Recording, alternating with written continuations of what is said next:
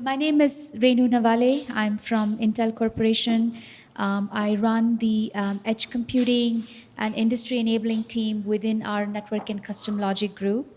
And I'm going to talk to you about, what we are seeing at the edge. I think you saw some earlier presentations on, how we've defined edge. You saw Ulf presenting on some of the key, infrastructure, software, orchestration, cloud native type of needs for the edge. What I want to do next is kind of go deeper into what are we as Intel doing at the edge. How are we working with the ecosystem? How are we enabling our ecosystem and our partners, to drive the edge? This is, I think, very complementary to the last two presentations, as well as to our panel. If you attended our panel earlier, we talked pretty extensively about how we've defined edge. And we talked about, hey, the network edge is, everything from where the core of the network ends. So rather the central offices begin. So that's also called the regional edge. All the way to either the far edge of the network or the deep edge of the network, or as someone else said, local edge of the network, which is where all the base stations and radio access nodes are. In addition, you have, the on-premise part of the edge, which is which is kind of the enterprise edge or IoT edge as well, where you have a lot of, on-premise edge nodes that deliver, edge computing services to the enterprises.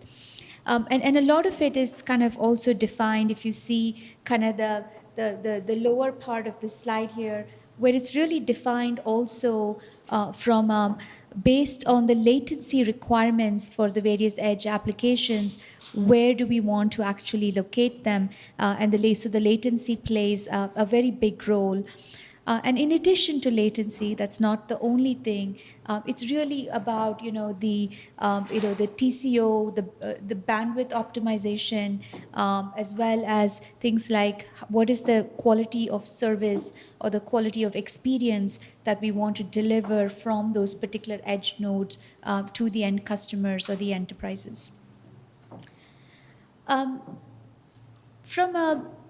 we look at what are the considerations or the pain points or the challenges, what are we taking into account as an industry in order to grapple with both the opportunity that edge computing presents as well as the challenge that it presents?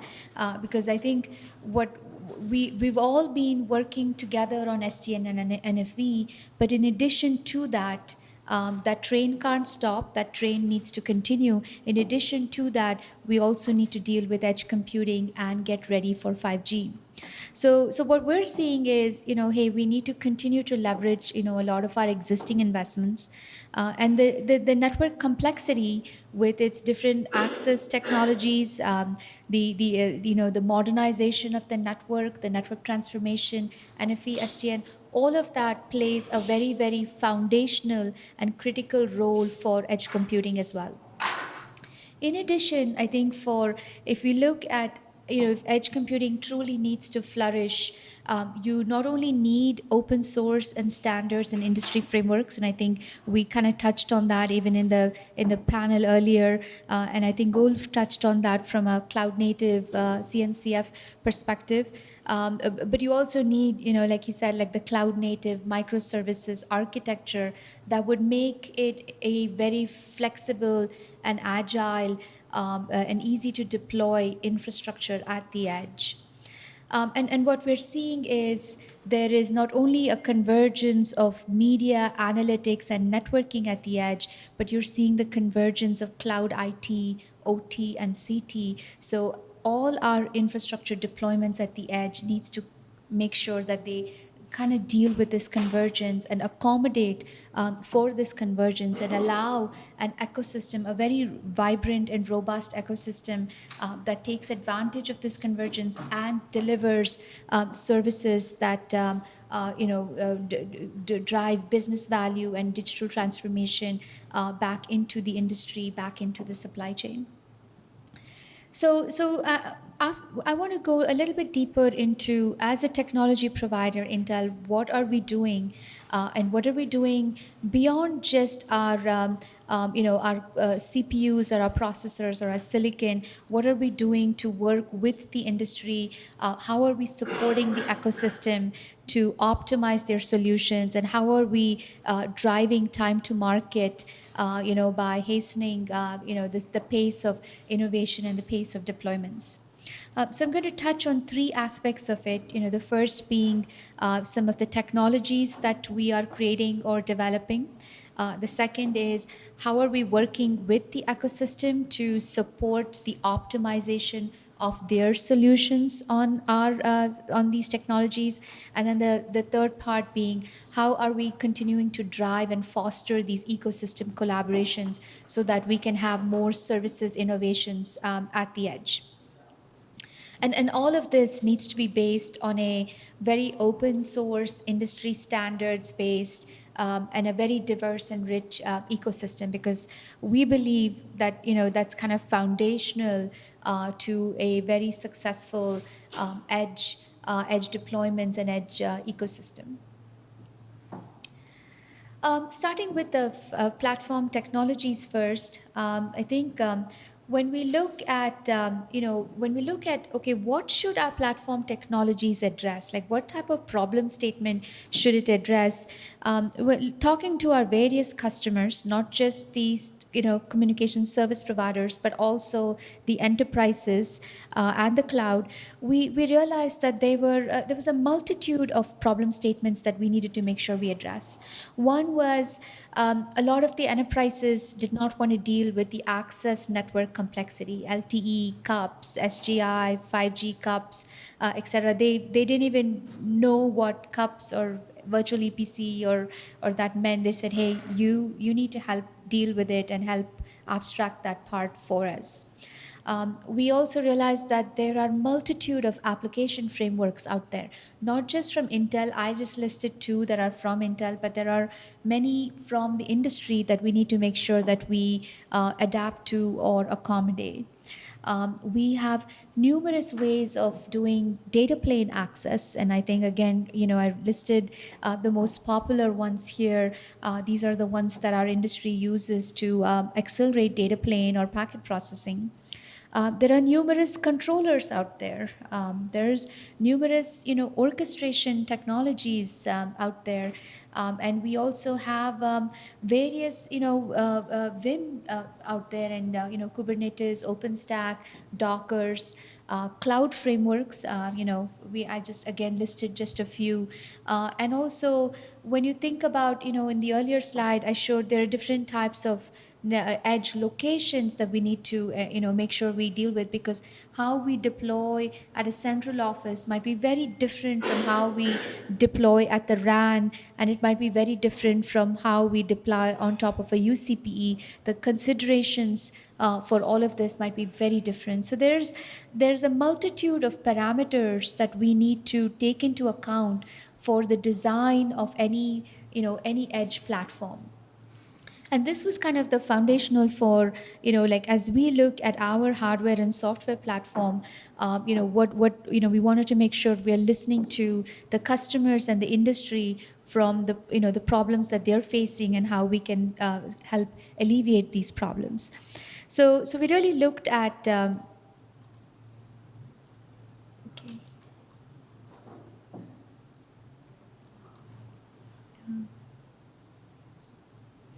Moving ahead. Okay, there you go.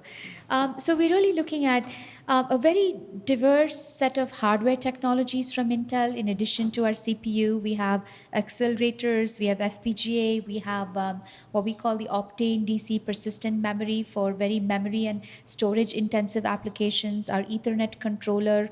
So all of a very diverse, hardware portfolio. We have a very programmable and scalable data plane. DPDK is one of our flagship open source projects that's been in the industry for a few years now, that's used for data plane acceleration. And then we work with numerous open source communities. There's ONAP and OpenStack and Kubernetes on one side, and then there's communities like DPDK and OVS and OPNFE and others on the other side. So we work with numerous open source communities to make sure that we are contributing into them, and we are fostering kind of robust innovation there. In addition, we have come up with a few toolkits. OpenVino is one of these toolkits for analytics workloads. OPENNESS, and I'll go a little bit deeper into OPENNESS, which is a network edge services software, which really looks at how do we abstract the platform complexity while providing enterprises and operators an ability to onboard and manage applications, and also connect to the various types of developer edge frameworks from the cloud. And then, of course, from the ecosystem, we have numerous, network functions, virtual EPC, virtual CDN, virtual SD-WAN, and others, and also IoT-specific applications. Because as we look at edge deployments in an industrial setting or a retail setting, there will be specific applications or software ingredients from those verticals that we need to make sure that we integrate into the overall platform as well.